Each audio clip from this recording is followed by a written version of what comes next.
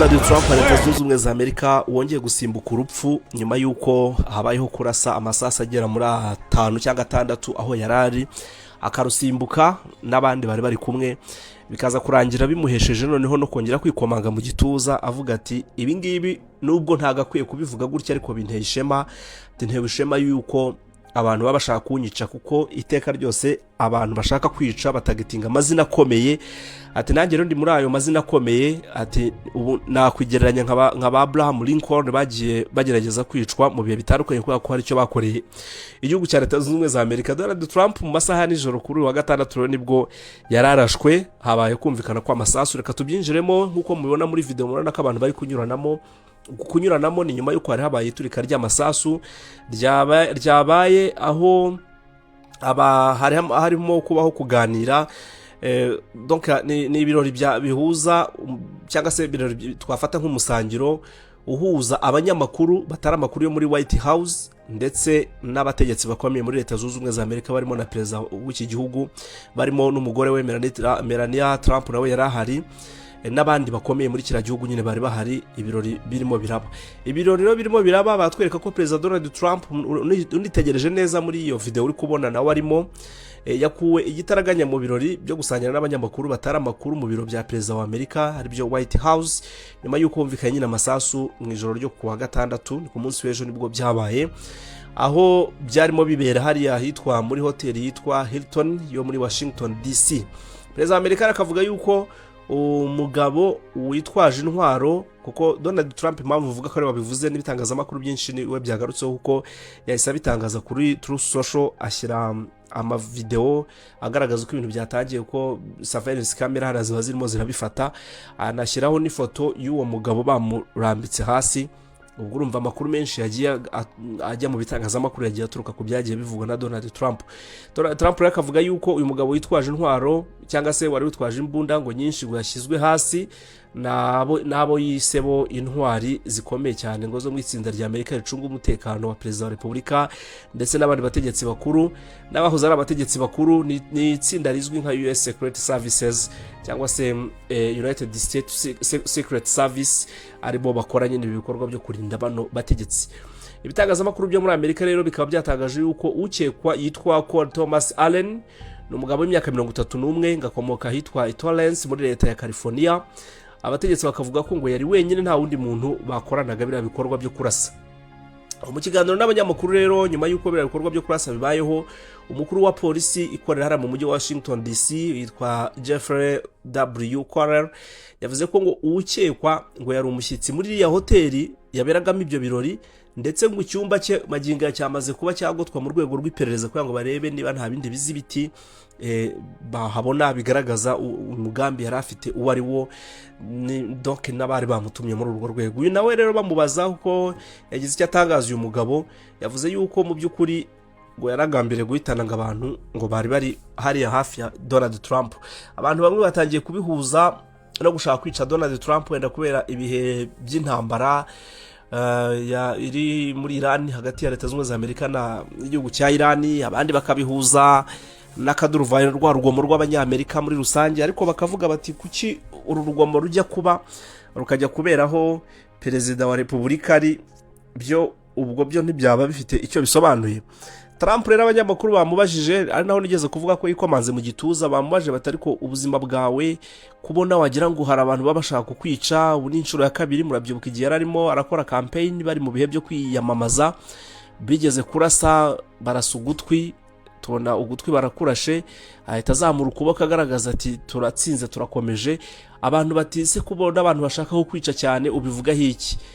Donald Trump ati mbaho ubuzima busanzwe cyane uramutse ubyitegereje ati murabizi neza yuko ubuzima mbamo ari ubuzima bw'akaga ati nekereza ko mbwitwaramo neza nkuko bishobora kuba byakwitwarwamo n'undi uwo ari we wese ati nkora ibishoboka byose kugira ngo nitware mu buryo bwiza bushoboka.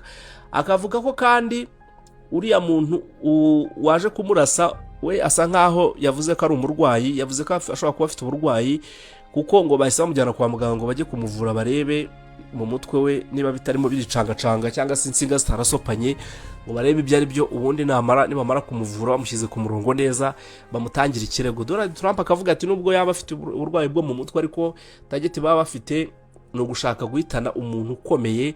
Ati rero ku rundi ruhande sinakagombye kuvuga ko binteye ishema, ariko binteye ishema kuko bahitana abantu bakomeye. Ati atanga urugero, ati uwari perezida wa Amerika Abraham Lincoln, muzi ibyamubayeho, nawe yarishwe. Ati ibiro ni by'agaciro gakomeye cyane, ati kuko ngiye nka perezida wa Leta Zunze za Amerika mfite ibintu byinshi bikomeye nakora iki gihugu cyanjye. Atari ko buri hanze hari abantu baba batabyishimiye, hari abantu baba batanyuzwe n'ibi bikorwa nagiye nkora, bakaba bashaka kumvutsa ubuzima. Ati ubwo rero nta kundi byagenda, ariko nkomeza kugenda nitwara neza nk'uko bikwiriye.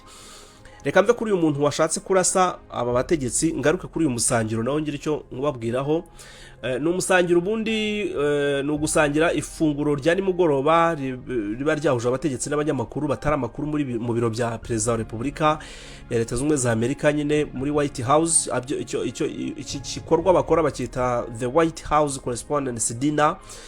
Ni ibirori rero byo kugaragaza cyangwa se kwigaragaza no kumenyana n'abakomeye, byitabirwa n'abategetsi bo muri leta hamwe n'ibyamamare byose biba byatumiwe. Uretse kandi iryo funguro rya nimugoroba icyumweru cyose ngo kiba cyararanzwe n'ibirori binyuranye hari i Washington DC, byateguwe n'amambasade anyuranye n'imiryango ndetse n'ibitangazamakuru. Ariko none ikintu kiba kigamijwe muri uyu musangiro, muri iyi dine iba irimo iraba, nuko mu mutima w'iki gikorwa ari ifunguro riba rigamije gusangirizwamo amafaranga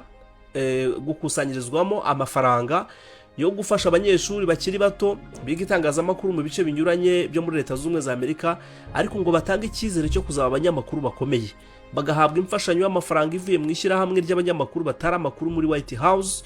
Ni ishyirahamwe ryitwa White House Correspondents Association, niryo rikusanya ayo mafaranga avuye muri bari abakire n'abategetsi bakayafashisha bari abanyeshuri. Buri munyeshuri muri bo rero ngahuzwa n'umunyamakuru wo kumutoza iby'umwuga wo muri ashyirahamwe, kandi akaba ari n'umunyamakuru utara amakuru muri White House.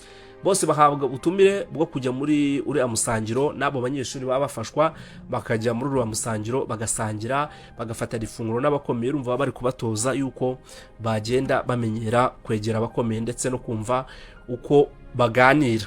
Ibi rero byo kuri uyu mugoroba byo ntabwo byabashe kugenda neza uko byakomwe mu nkokora nyine n'uriya murwayi wo mu mutwe. Bavuze ko ari umurwayi wo mu mutwe, ariko kugeza ubu ntabwo barabikonfirma kuva muri resulta zo kwa muganga, ntabwo zirabigaragaza, ariko yabakomye mu nkokora rwose nta n'iminota ingahe yashize batari batangira gusangira nibwo yagize gutya ahita bakoma mu nkokora, atangira kurasa amasasu. Bavuga ko yarashe amasasu agera kuri 6. Umwe mu ba Secret Services babandi bashinzwe kurinda abategetsi yarashwe, araswa amasasu yo mu gituza, ariko kubera ko yari yambaye antibar bya bulletproof cyamukubise nyine igisasu kiramubabaza, ariko ntago yahise apfa, nawe ngari mu bitaro arimo arakurikiranwa kugira ngo yitabweho. Hanyuma Donald Trump we yahise akurwaho direct. Itondere video hano urebe ukuntu byagenze, hanyuma urebe uko byari bimeze muri no video. Reka nse nkuyisubiza inyuma ho gato uyirebe neza, urebe. Urabona ko bitangira barimo barasa nk'abaganira, hari ibyo bari kubwira Donald Trump. Hanyuma mu kanya nk'ako guhumbya, nduzi ko ari nk'ako guhumbya, bakumva urusasu. Donald Trump yarari hariya, abashinzwe umutekano baje bamukuraho. Hanyuma noneho uyu mugabo wahise ubundara munsi y'ameza, ni defense ni vice president yahise abanza yitsimba munsi y'ameza, isasu riratinywa. Aha bateje bavuze bati katubayeho darura mudamu uri gukambakamba. Ndaseka nanjye wari ku bitano hejuru yaho nicaye, nahita njya munsi y'igitanda ahubwo cyangwa munsi y'ameza. Baketse ko bagiye kubakorera n'ibyo bakoreye banuze ba Ayatollah Khamenei ubwo bari mu nama n'abandi bategetsi muri Iran, bakumva ishyano ribaguye ku mutwe.